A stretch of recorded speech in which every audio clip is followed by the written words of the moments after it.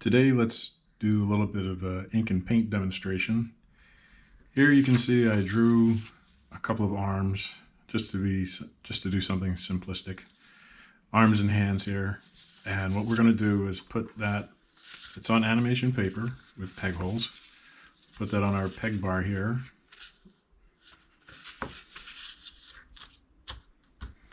And then I'm going to take a blank animation cell, which has a piece of tissue paper on the back. And it's plastic acetate cell. I'm going to put that on top.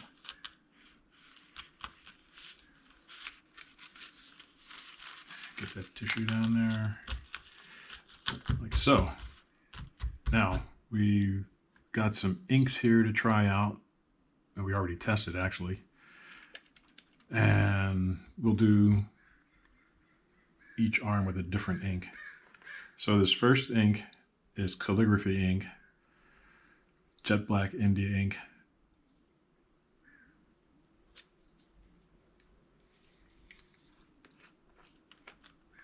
So you shake it up, take off the lid. We're going to use a Croquill pen, which is this part here, and then a steel nib that is inserted like that.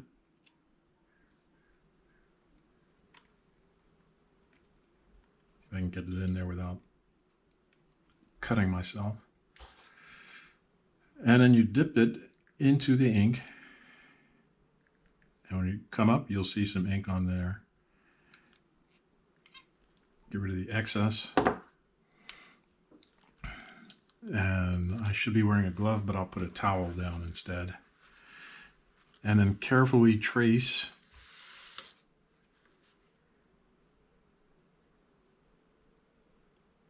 have a steady hand, which I don't anymore.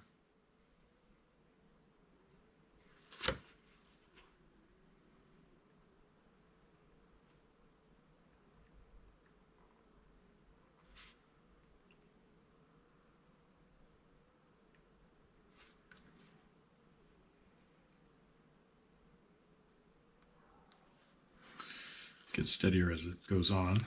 And then we'll do the other arm. Dip it in there.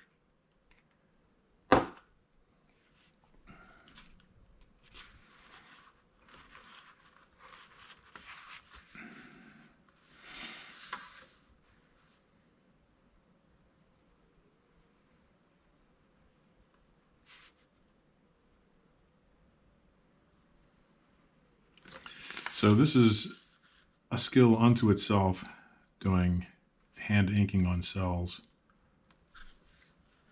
It's almost like drawing on a tablet with a pen, but not, because here I can actually feel a little bit of the pen steel on the plastic cell, giving some resistance, which is a little different than a plastic pen nib on a Cintiq or an iPad screen. So you see my shaky line there. It gets better as it goes on. Usually you would warm up your hand by doing some strokes and circles just to get your hand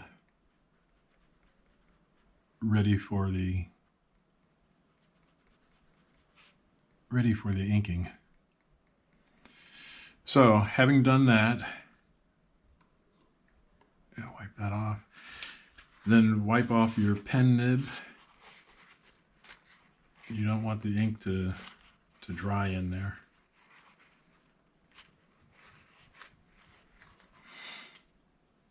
And the next thing we have to do is wait for the ink to dry. So we'll come back. So before we paint the cell, let's also make some marks on the cell with other things besides ink.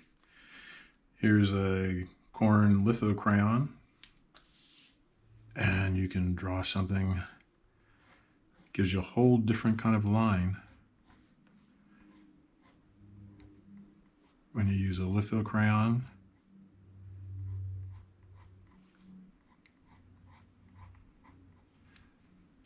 And then here is a China marker, which we also call a grease pencil.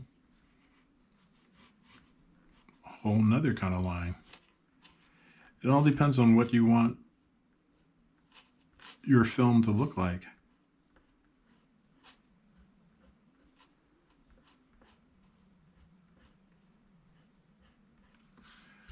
And here's a Sharpie. It says it's a fine point.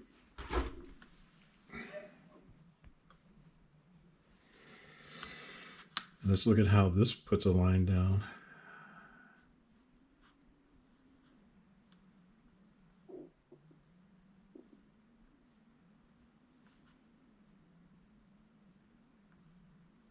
There we go. Real slick. And then this pen is a Statler Lumicolor permanent marker. And let's see how this one does.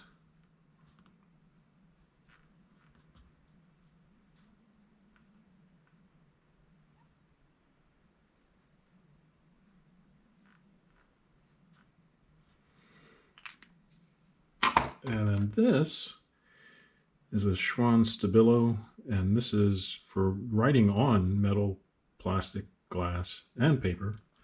And look at this line.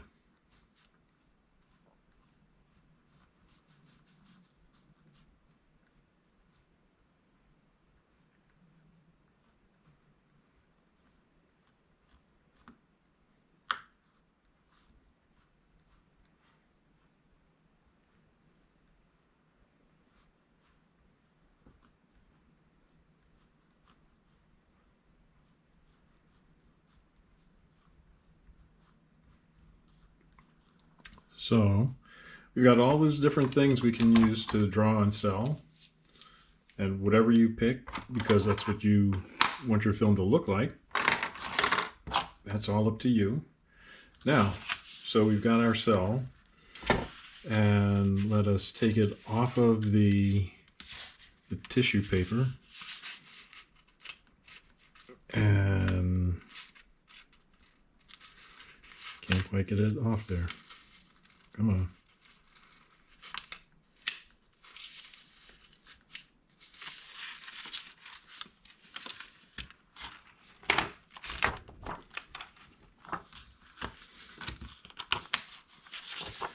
And with animation, paint cells on the reverse side. So you turn it over, put it back on the pegs,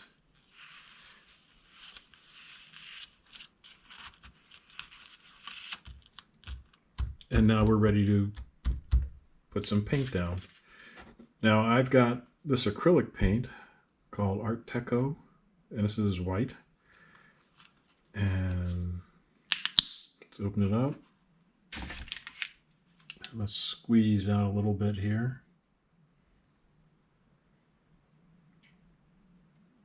That should be enough to paint all of these.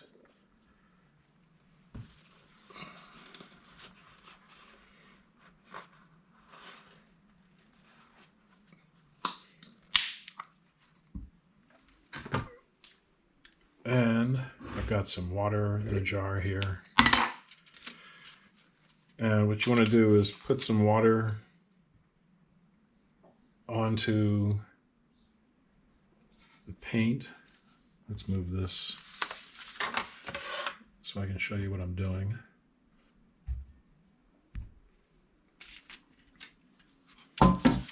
There's our blob of paint there. I'm going to put a little bit of water on it, like this.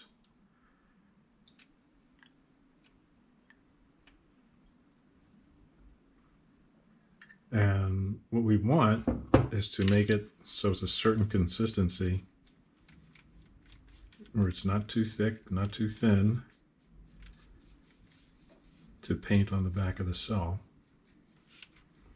Seems a little bit thick there, so a little bit more water. And that thins out the paint. Now this is acrylic paint, which means once it dries, it's dry. You can't reuse it. It's not like watercolor or oil, which when they dry, you can reactivate them. Acrylic paint is plastic.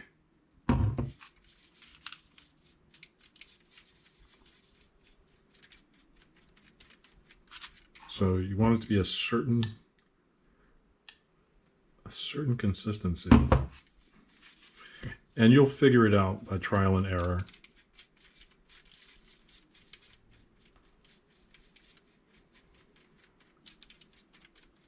You see it's not lumpy, so that's what we're looking for. We don't want it to be lumpy.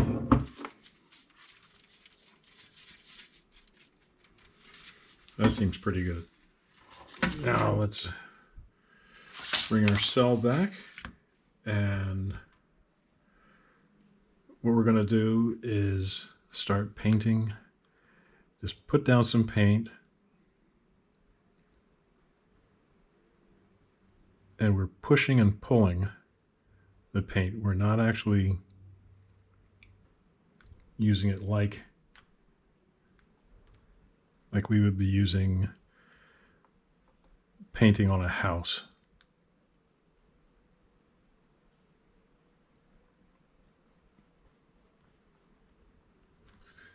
So there's one arm. We want it to be really smooth, and if it's smooth and kind of thin, that means it won't take too long to dry. If you go over the line, you can use a sharpened popsicle stick and scrape it back gently.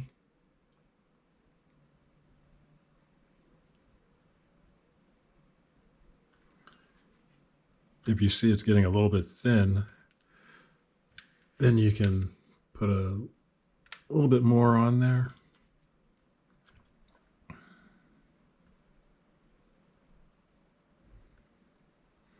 So push and pull the paint to cover. Now we're getting to where we did the drawings of the arms that were inked. You just go right up to the line and spread the ink, spread the paint, I'm sorry.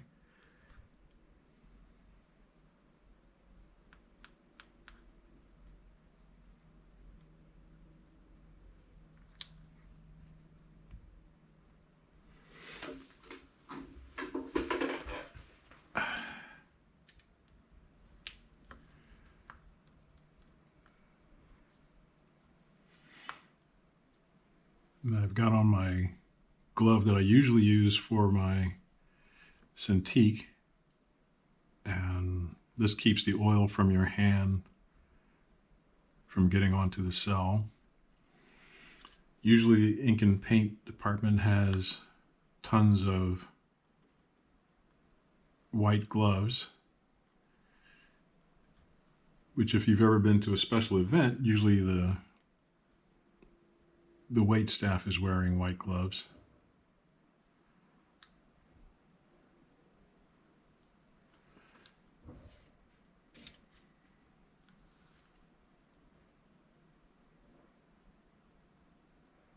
Again, you're pushing and pulling the paint on the cell. So you want it to be thick enough to cover, but thin enough to dry. Because you want it to dry fast.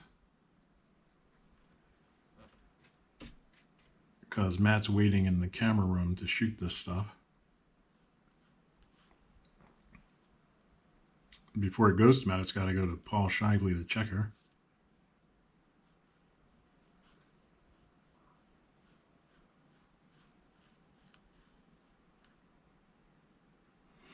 I remember we did a job at Pantomime where we had to pull the job back from the farmhouse ink and paint service and do it ourselves at Pantomime over Easter weekend. Because the farmhouse people said, well, we don't work holiday. So we had to do the entire ink and paint. I think we started Thursday and we finished up Sunday for these 2 spots.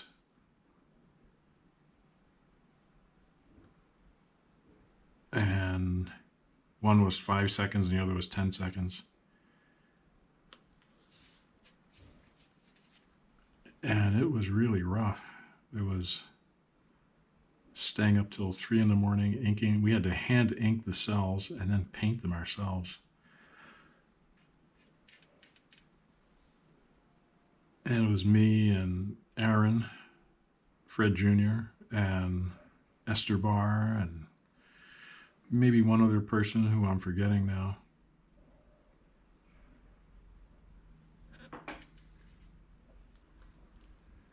But we got it done, and we got it done so late Sunday. I think Photochem might have been closed, so Matt had to take the film down to Kodak in Hollywood. There's a big Kodak plant on Santa Monica Boulevard. I think he took it there.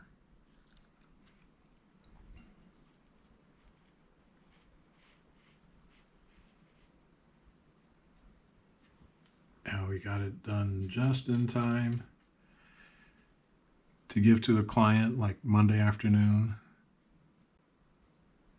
Because once you get the film back, you have to edit, take out the heads and tails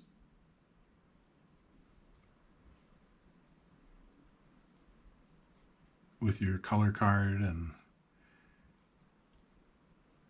everything else that doesn't really matter, plus all the mistakes if you make any mistakes.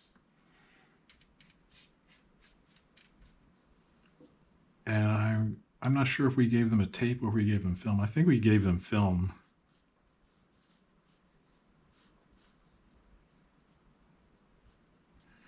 But the animation was done by Fred Helmick, who used to be a Disney animator. And Kunio Shimomura did the assist work, cleanup and in-betweening. And it looked so good. I still have one of those rough drawings somewhere. And I'll show that to you guys one day. So this is what painting cells is all about. You get the paint a certain consistency so it's thin enough to cover, because it's going to be working over a color background and you don't want that background color showing through your character color. Oh, I went over the line there.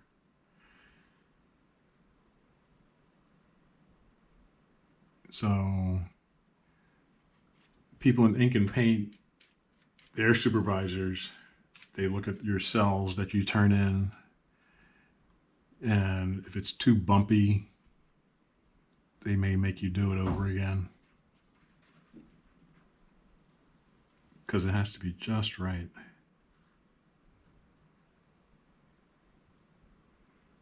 Ink and paint department used to be men and women, and at some point in the early 30s, I guess, they decided, yeah, this is going to be a women's department. And it was very odd to see a man in ink and paint.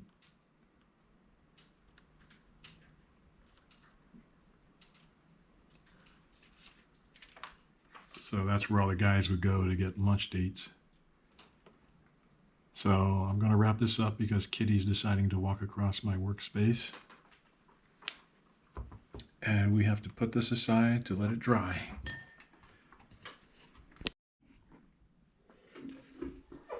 Okay, the cell paint is dry, and you look on the other side, you see it's all dry there. Oh, that's the tissue paper. See, it's all dry there.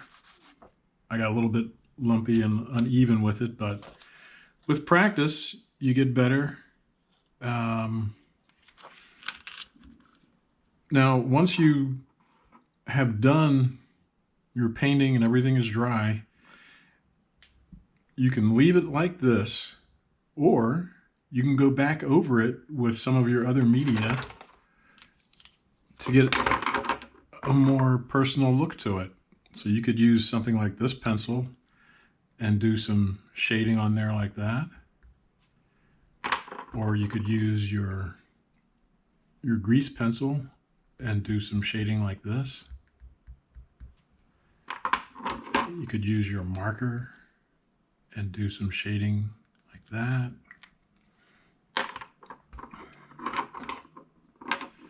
There's all kinds of things you can do. You can use one of these and get more marks like this.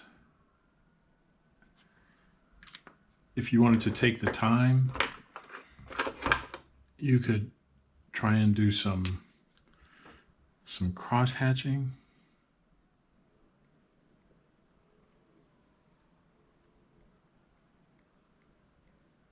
I don't know why it doesn't want to do it there.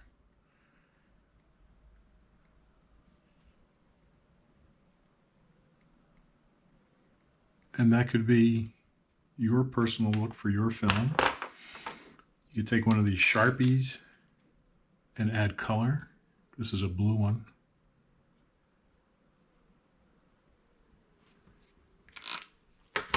You could take a magic marker like this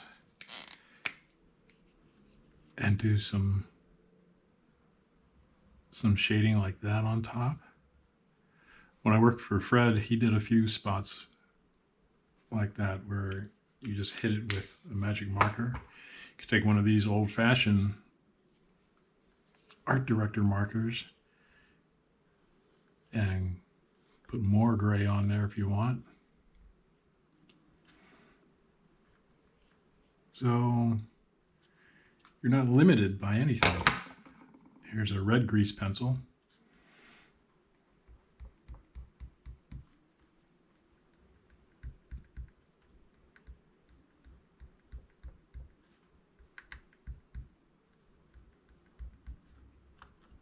And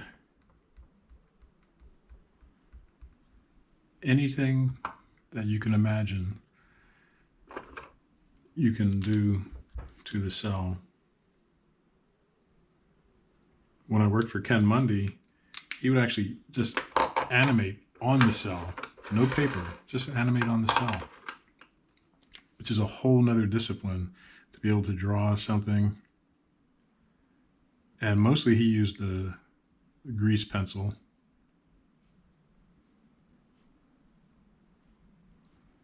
And then we gave it to Milt and Yolanda.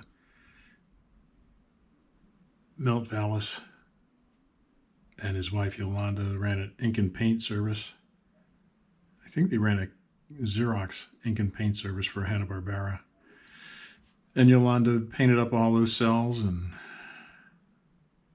Ken had his own camera stand, so he and I shot all those cells. He did most of the shooting. And I think he had a moviola too. So being an independent on your own, you can do the project you want the way you want to do it. And this is one way to do it, with cells and paper and markers and grease pencils and paint. If you do it with limited colors, you don't have to buy a ton of acrylic paints to do it. Now, back in the old days, we used cartoon color paints, which came in these little containers like that big around and that tall, and had flip tops on them, and you just shook them up, and if they got a little bit too thick, well, you had to close them up after you used them. If they got a little too thick, you could add a tiny bit of water to it to bring it back to life. Now, if you left them too long, like years and years, they would eventually grow mold for some reason. But anyway, cartoon color's out of business. I don't know who supplies color paint for cell painting these days, but somebody must. Anyway, that's my lesson on ink and paint. Give it a try. You don't have to use clear cells. You might be able to find some plastic that is got a frosting on it. You could use the cell to do your background. Just do your background painting on cell, and then do your character on paper, and then combine it in the computer. There's all kinds of things you can do with this stuff. So give it a shot, and we'll see you next time.